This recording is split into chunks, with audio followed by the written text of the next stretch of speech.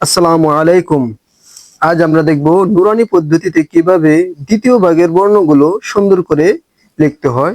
দ্বিতীয় ভাগে তিনটি বর্ণ রয়েছে, ত, স্বর ও স্বর আ। ত বর্ণটা সুন্দর করে লিখতে পারলে বাকি বর্ণগুলো সুন্দর হয়ে যায়। ত বর্ণটা লেখার নিয়ম হলো,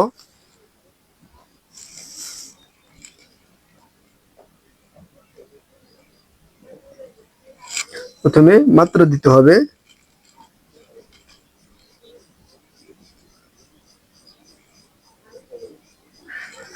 এইভাবে দিতে হবে। ত বর্ণটা উপরে মাত্রার সাথে লাগবে না, নিচেও দাগের সাথে লাগবে না, অর্থাৎ মাত্রার কাছাকাছি থাকবে। এই গোল মাথা মাত্রার কাছাকাছি থাকবে, মাত্রায় লাগবে না। এটাও মাত্রার কাছাকাছি থাকবে, মাত্রায় লাগবে না। আবার লিখে দেখাচ্ছি।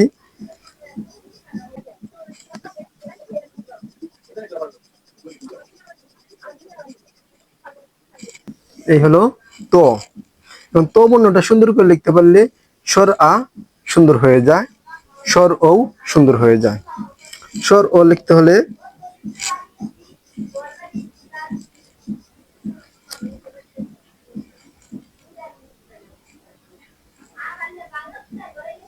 প্রথমে ত দিতে হবে, তারপর এইভাবে দিতে হবে। এই কানিটা থাকবে তোর নিচে, অর্থাৎ এই দাগ সোজা থাকবে, তো থাকবে এই কানির উপরে।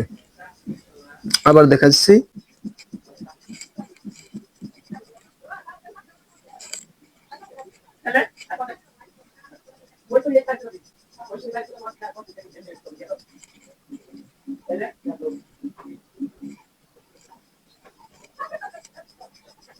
এই হলো স্বর অ।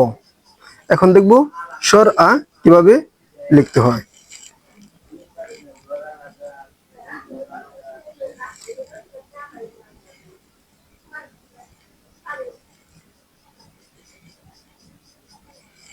প্রথমে ত লিখলাম, তারপরে ত থেকে স্বর ও করলাম। এখন এই স্বর ও থেকেই স্বর আ হবে।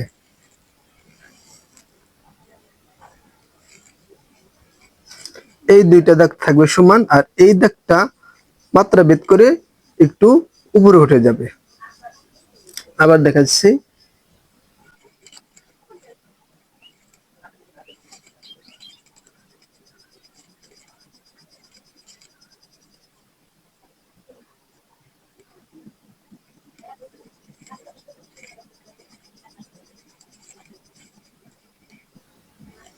এই হলো স্বর আ। আজ এই পর্যন্ত। ইনশাল্লাহ দেখা হবে নতুন কোনো ভিডিওতে।